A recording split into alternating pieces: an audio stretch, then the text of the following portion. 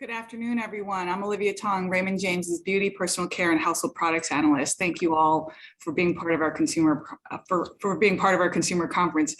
We're excited to have Social Standards CEO and co-founder Devon Bergman with us today. Social Standards is a data analytics firm that studies social media activity, and with 350 million plus posts a month, the data can frequently inform us of building trends early on. Social Standards tracks many industry verticals, but we're going to focus today on the beauty industry. We've got a ton of questions that we're going to try and fit into our time together. And of course, if you have any, please do feel free to submit them and we'll be happy to add those as well. Devon, welcome and thanks. Before we get into our discussion, can you give the audience a quick synopsis on what Social Standards does? Because I think you have some really interesting insights. No, I appreciate that, Lynn. Thank you for having me. I think you did a great job introducing us. Basically, the simplest way to explain us is think of us as like the Nielsen or IRI of consumer data, of social data. So basically what we do is we capture hundreds of millions of conversations around Instagram and that moment of consumption, to Reddit, which is more of the moment of intent, and Twitter on their perception of news. And we structure everything that people are talking about into topics. And we can objectively analyze data in a very comparative way, benchmarks, just like you can do with sales data or transactional data. We've now taken qualitative data and we've made it very quantitative. It is the best way to explain it. And you can see trends and versus fads, and start really forecasting, as we like to say, what's happening with the consumer.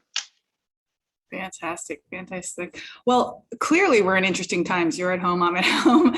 And there's a lot of change in the beauty industry right now, whether it's mega trends like self-care, the evolution of retail online and in person, many other areas. Maybe one area for us to start is just the influencer-led brands. You've got Kylie, KKW, Kim Kardashian's brand, Fenty, Rihanna, Lady Gaga, J-Lo, Selena Gomez, Key Soul Care. There's just a ton of brands out there, right? And that list continues to grow. So given that there does seem to be like no shortage of celebrity and influencer-led brands, and some companies have made huge investments in these, I'd love to hear a little bit about what you're seeing, and if there are any that you see that really stand out as from a momentum perspective, either gaining or losing. Yeah, and I think you nailed it a second ago. There's no shortage of celebrity influencers jumping into this beauty market. Yet, ironically, there's only so many consumers, right? So you can only have so much consumer market share of the consumers. These new celebrities keep coming out with these new brands.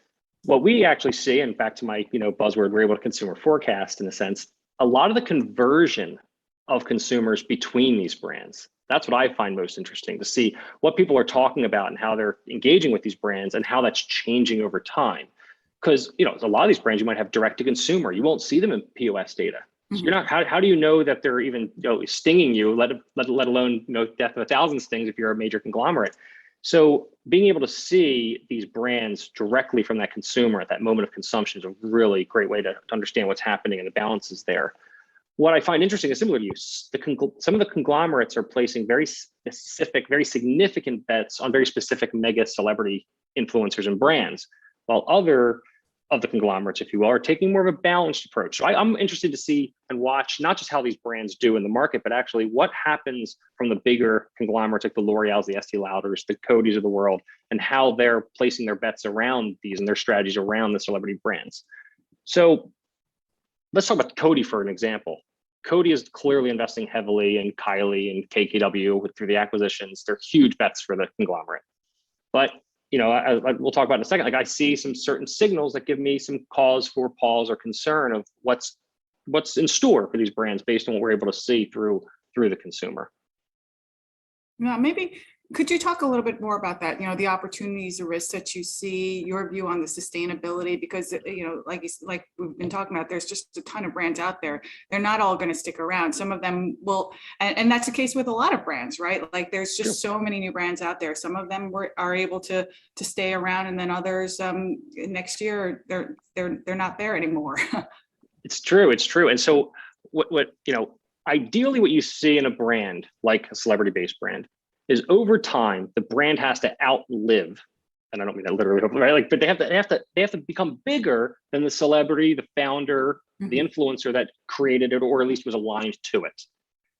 I don't see that with Kylie. And this is, so let's talk about Kylie and we'll talk about KKW in a second separately.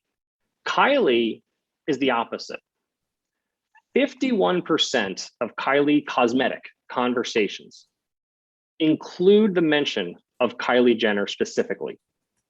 Like completely two different ways we analyze it. Like Kylie Jenner is showing up in 51% of all the Kylie cosmetic conversations, the actual person. That's a 25% increase since the acquisition announcement. I'd expect the opposite. You have a conglomerate buying this brand, and you'd expect that the founder, who has sold a significant share of the company, you'd see them fading out a little bit and that becoming less reliant, and that the brand becomes, be able to live on its own and survive and scale. And what we're seeing is Kylie's conversation count as a market share of all the beauty conversations that have happened. It's dropped 50% since that acquisition period. That's fascinating. So this gives me some pause, right? Because think about like what happened when Kylie went during her first pregnancy. She went dark on social.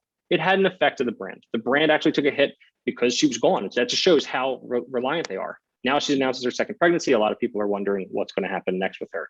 Mm-hmm. But a brand being objectively, and I'm looking at this objectively through data, if they're too reliant on this one person, it's a red flag. Now, let's layer in the direct consumer conversion element that we talked about. From all the other celebrity influence brands coming to market, does that put her at even further risk? And so what I see is Kylie's consumer has grown 500% in speaking about rare beauty, which we know is Selena Gomez's brand. So I just found this so interesting that Kylie's consumer is now separately talking about rare beauty 500% more over the course of the year and a half. And Rare Beauty's consumer is talking less about Kylie in that same period of time. So you literally have this conversion of Kylie's consumer talking more about Rare Beauty significantly, and Rare Beauty's consumer talking less about Kylie. It's direct conversion. And we see the same thing happening with Kylie's consumer with JLo Cosmetics. I mean, these are early signals, or maybe a little late signals, that it's converting. Like these are threats to Kylie. And so then you have all the other aspects to it. I get a bit concerned. Mm-hmm. That's fascinating. So if I'm understanding that correctly, the 51% of conversations that involve Kylie Cosmetics or posts about Kylie Cosmetics involve the person, and that's actually increased since acquisition. So right. It's even more tied to the underlying person as opposed to, say, a Bobbi Brown that over time has, I don't know if most people know what Bobbi Brown looks like anymore, right? That's right. It's a brand on its own. She has to always say she's not part of the brand anymore, right? Like it's just, yeah. That's pretty, and if, as long as she keeps posting, then they're okay. But given that, we're now in a period where there's a potential that she kind of spends less time posting, then what impact could that potentially have on the brand? And then with all these new brands coming through that are reaching the same consumer and they're talking about it more, that's really interesting. It's really interesting. And that's what I would say it's impossible to predict. Anything can happen, but forecasting wise, looking at data, if I'm in their position, I'm very concerned about what there's risk, and it puts you in an awkward position. It puts you in an awkward position with this endorser celebrity partner of theirs, right, and what she has to do personally. It's just not scalable in a sense. Right. But you can forecast back to the conversion risks. You can start forecasting these. 60% of Selena Gomez's followers also follow Kylie. 53% of JLo's followers also follow Kylie. It's such a significant overlap. It's almost like, of course, when these people announce they're creating their own brands, you have to be ready to understand that risk that's about to be in front of you. The data's there. It can tell you where you need to focus, where do you need the turf war, protect your consumer, or make sure you just be prepared. Yeah. So in some ways, it seems like there is a core consumer who likes celebrity, social media influence, a brand that's attached to a celebrity, and they're potentially, with each successive song or tweet or post, potentially changing what's interesting to them. So the sustainability and the staying power is something to keep in mind and keep a watch on with respect to how that could potentially impact the brand and their product. That's exactly right. Now, back to KKW, let's talk about the other part of that, their strategy, if you will. KKW Beauty is not as concerning to me, at least in this regard, at least. So what I'm saying is KKW, it has a 36% decrease in its market conversation of beauty, which still decreased, but it's stabilized. So it's taken this kind of hit, like it kind of dipped during the beginning of COVID, like April timeframe, and it's just been steady. So it had a decrease, but it's been very steady. But the brand's doing a much better job of separating itself, at least from what the consumers' perspective of it is, from Kim. So Kim is only mentioned 16% of times in KKW conversations, a very drastic difference than the 51 from Kylie and her brand. So 16%, and that's actually 30% down over the same time period from that Q4 of 2019. So she's becoming more separate from the brand. The brand's becoming a different entity than being so tied to Kim. Maybe the KKW acronym helps, I don't know, but there is a difference there. And when I look at conversion threats, she's actually, and from my opinion, looking at our data, she's not at risk because of the other celebrities. Interestingly enough, the only brand that she has dramatic conversion to, 42% of her consumers have grown into Dior beauty conversations. So a very different category altogether of where her consumer is potentially going based on the signals that we're seeing. Got it. Okay, that's helpful to know. So her consumers may be graduating into a little bit higher price point area, whereas there seems to, so that could potentially mean that there's another layer under there, in addition to being a little bit more sustainable, whereas Kylie's a little less sustainable. Very, very interesting. And something that we will definitely keep an eye on, given the importance of and the magnitude of brands that are out there now. Right. Maybe I want to make sure that we get to talk about a lot of different topics. So maybe let's go. Gears. Clearly pandemic, lockdown, that's driven a lot of consumers in some cases to take better care of themselves. So within beauty and personal care, that's included a much bigger focus on skincare. Health and wellness has obviously been a mega trend for some time. Clearly, skincare has mushroomed more of late. So could you just talk about what you're seeing and what are the real differentiators in your view? Yeah. First of all, makeup has not gotten back to its 2019 levels as far as we're concerned. It's just not, at least in conversations. Makeup is still, and if I take out COVID altogether and look before COVID and today, we're not back on a makeup color cosmetic side of things. Where we're seeing the biggest significant growth, to your point, is skin health, specifically acne treatments. We see a lot of as well in that skin health category, but health, people are just more health conscious. Like, thankfully, I think it's a good thing, right? But it's interesting in the data of where and how it's rising. So if you think skin health, it's health in general is very medicinal, prescription owned space. When I think about skin health, right? There's skin care, but skin health in general, especially with acne too, it has that, even if it's over the counter treatments, but it still has that medicinal, prescription type of feeling.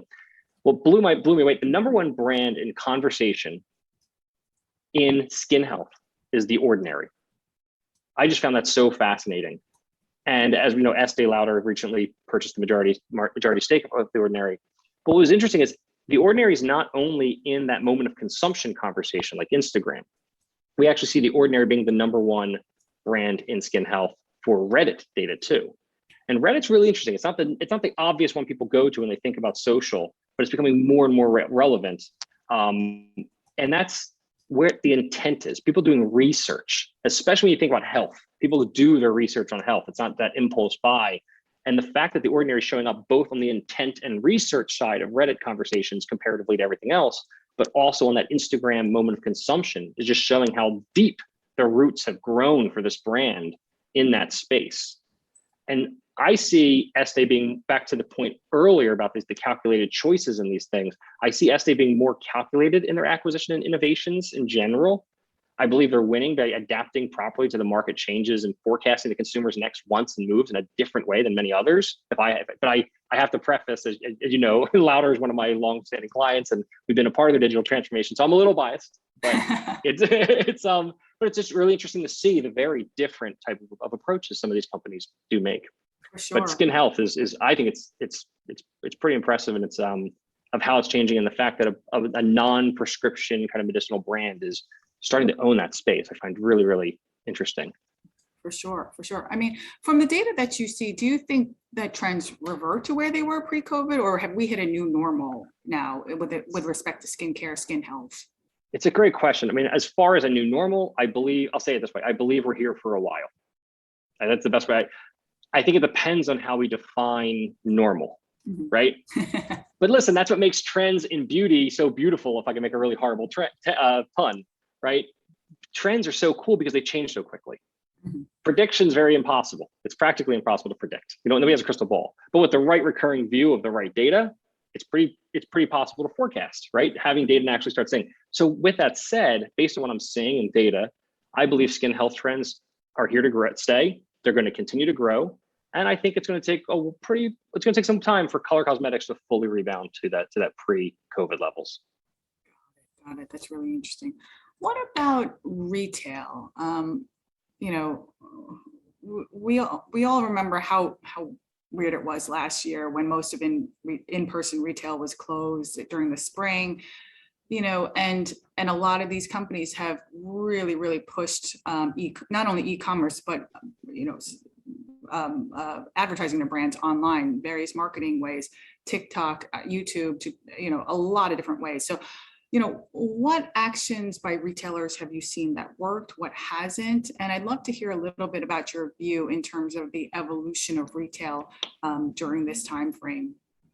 Yeah, my view is it's pretty interesting, right? So a couple of things to know on like beauty retail in general, the trends. Pharmacy locations within beauty conversation has risen dramatically since pre-COVID to now, 44% growth. So it's a significant amount of beauty conversations that now include pharmacy locations in those conversations. So clearly there's a trend towards purchasing in pharmacy. I believe that's driven by two things from what we're seeing. It's driven by people shopping more locally from a health perspective. You don't want to travel as far. You don't want to be with as many people. The department stores, like that experience is very different because of COVID.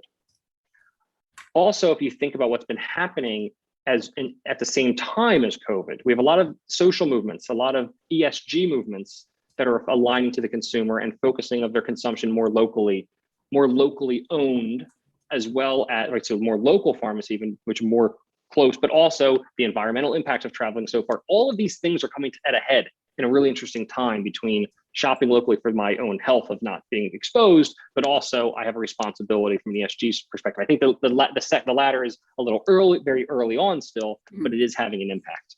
So clearly non-traditional retailers are becoming more and more important. So let me give you a couple examples of that change to your point. Like in June of 2019, Ulta, so this is before COVID, summer before COVID, Ulta was 3 times larger in conversations of beauty than Amazon was in conversation of beauty, 3 times larger. Now it's only 26 times larger. It's 26% larger. So we went from 3 times larger to now only 26% larger, which explains to me why Ulta needs to do more with other retailers. So when I think about what is Ulta doing with Target and that partnership, they have to expand the brick and mortar space. They have to get into more of those locations because e-com is becoming a bigger threat. You have pharmacies becoming a bigger threat. And so you have to be in more places where your consumer is. Now, if I look at consumers of beauty on Amazon, they're not talking about prestige beauty. They're talking about mass beauty. So that has me believing, and I see that, when I say mass, I mean all the mass brands that we've structured and organized, we know for mass or prestige, et cetera, the price points, the Amazon consumer tends to be much more mass. So that means that, prestige beauty consumers not really purchasing beauty products on Amazon. Doesn't mean that they're not purchasing on Amazon. I think we all purchase on Amazon, no matter what whatever our price points are. But from a beauty perspective, it still leans more mass. So I go back to Estee Lauder for a second. They're probably making the right move right now they're holding out.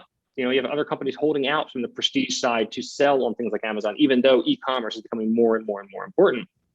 But from an Amazon perspective, it's probably the right move. The consumer's not there yet. The consumer's not there yet. Not looking for it there. Yet, maybe, right? But yes, not yet. But let's play a little game. Like I found this really funny because it's going to tie back. So if we played a game of what if Estee decided to sell on Amazon, So I went into the data. I'm like, what brands should they sell on Amazon if they were to? Okay. So there's 3 brands in their portfolio that over-index uniquely to the Amazon beauty consumer: Too Faced, Smashbox, and MAC. And what I found interesting about this, I believe, is that they're the brands that the Ulta, Target, pop-up are going to include. Exactly. Which says, right? So that consumer, the brands that showed up in the data, which ones are over-indexed, were exactly the ones that were chosen to go into that location. So they go hand in hand. Like in a sense, the Amazon consumer is starting to look more like that Ulta Target consumer, and that's kind of that synergy where I think the two would probably sit best, if that makes sense. Really interesting stuff. I mean, I think, to your point, right? Like Ulta has been looking to reach more consumers where they want to go, right? So this relationship with Target, and then also to bring some sort of more gently priced prestige products into more homes or more retail locations, that's really made a big difference. And that's really interesting with respect to Too Faced, Smashbox, and MAC, because those are some of the products those are some of the bigger brands that are entering the Target partnership. So that's really interesting. I mean, what is your thought process with respect to some of these partnerships, whether it's Ulta, Target, the Amazon opportunity going forward? It sounds like it's going to be primarily around mass. What should we be kind of looking for with respect to the data that potentially could suggest, like, what are the things that we should be paying attention to see if, maybe they are willing to look a little bit up market, or it's going to stay in mass? Yeah. So what I'd want to keep an eye on is looking at both. Look at the brands individually of Ulta and Target, and watching their consumer and what else that consumer is doing. Right. The thing I love about data is you can't just look specifically at yourself. If you're looking at yourself, you're missing everything else around you. And by looking at the consumer and all other aspects of their life and how they're adapting those aspects of their life, can start forecasting what's going to happen in your space. So if I'm Ulta and Target, I want to see, is my consumer moving up market in other areas of their lifestyle, of their choices, not just the beauty sector, how they're eating, how they're dressing, like all the different elements. These are huge signals to start saying, what's going to happen next for me. In addition, these partnerships are very specific, right? You have Ulta and Target, right? You have, Sephora? Is it Sephora and Kohl's? Is that the partnership? But yeah, so these very, very specific partnerships, and understanding how those respective consumers change over time and how they mirror or start separating from each other of the demographics, psychographics, the lifestyles. As we want to see these getting closer together and more consistent than if they start pulling, that could have some pretty significant impacts, especially when it's such a large investment of brick and mortar to put these partnerships together, right? So very watching that consumer and how they're staying the same or similar, or if they start separating, it would start giving me cause for concerns. Got it. I don't know if you have it in front of you, but one of the questions that we got is if you can see sort of any differentiation in retailers and any trends there. And if you don't have it in front of that's okay. But whether it's Amazon, whether it's Ulta, whether it's Sephora, any of the other retailers, some data around the importance or the momentum on any of those retailers in beauty. Yeah, I think there's 2 questions. I can read the question 2 different ways. One is the brand itself or the retailers themselves growing with the market of conversation? Are they moving in the right direction? I could also read it, and they're similar, are the trends that are happening in beauty aligned to the are the retailers aligned to the trends and the changes that are happening in the market? As the consumer's changing, if they're becoming, I don't know, if the mass consumer is becoming more Hispanic, or I'm making these things up that don't hold me to them, which I don't have the data in front of me to answer. But how I would go about it is I'd be looking at what's happening in the market, where are the biggest growth and opportunities. We look at something called user retention. It's one of my favorite metrics in our data. It's very unique. We can see, does the same consumer come back and talk about something over and over again? And when you look at this in mass, you can start forecasting those lines of what's going to happen. That's how I dare say the word predict, but forecast trends, or at least call fads early on. And that's exactly what I would do here. Is I'd want to say, okay, let's look at Ulta. what's the Ulta consumer in their life doing and what trend lines are they following? And then is that what's growing in the beauty market at large? Because growing with a trend doesn't mean it's the right thing if it's the wrong trend. If that trend's saturated or if it's falling off, then it's, just because you're aligned to it doesn't mean it's great. You need to understand what's happening with that. So I look at both things, the trends and the trend lines in the market, what's happening, and how does each retailer sit against those particular trends. Are you seeing in your data people talking more about going out, or how, I guess maybe how real time is it, right? How much has Delta potentially entered the conversation? Are people still going out? Has it gotten more skittish? Like, what are you seeing in terms of the conversation trends more recently? Yeah, we're seeing people want to get out. I think the reality is we're getting tired, right? I think we're all getting tired, and we want to get out there and do our part and get out there. But it's people are ready. People are talking about going out more, but there is a new, to use the term new normal in many aspects of people's lives, and they're substituting and handling things differently, right? So it's a blend. It's not like we're not going out as often, but we do want to get out. We do want to have dinner in a restaurant with our friends, and we do want to see people outside of our own homes.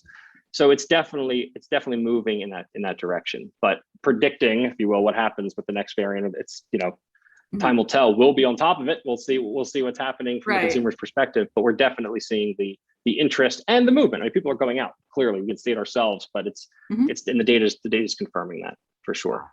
Got it. So they want to take care of themselves. They want to go out. Perhaps maybe not as much as 2019 still, but moving in the right direction, and hopefully that helps with respect to consumption. Exactly. That sounds great. And then with respect to, I just want to touch back because I'm really fascinated by some of these influencer led brands. I mean,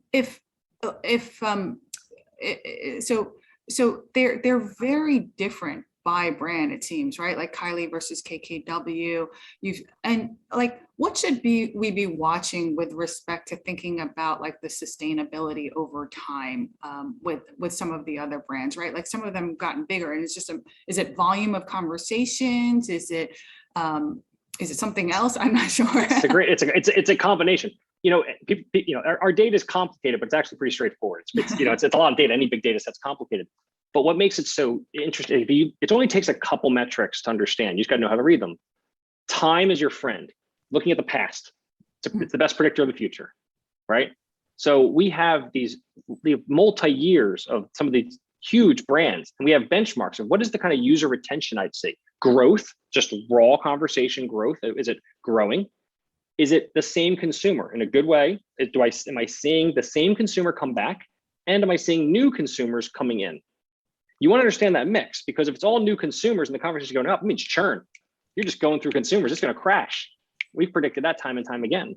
But when you see it growing and it's new consumers plus a user retention level that you expect based on benchmarks of those in the past, you get a sense of, will this start hockey sticking? Will we start seeing this brand start moving in the right direction? And that we can start forecasting. That can be forecasted based on those three metrics. And they're very important metrics. And then you start lining, what does that brand over-index in trend-wise in the market? And are those trends having the same effects and same growth and trajectory? Because then you start really understanding the why these things are moving in that direction. Got it. Really fascinating, really interesting. That was a quick 30 minutes, but thank you so much, Devon. Really interesting stuff around influencer-led brands, the state of retail, health and wellness, skincare, makeup, lots of trends to talk about. So I really appreciate your insight and your time, and thanks again. I love being here. Love talking this stuff. I could talk it all day. So thanks for having me, Olivia. Thanks, Devon Bergman with Social Standards. Really appreciate the time. Take care.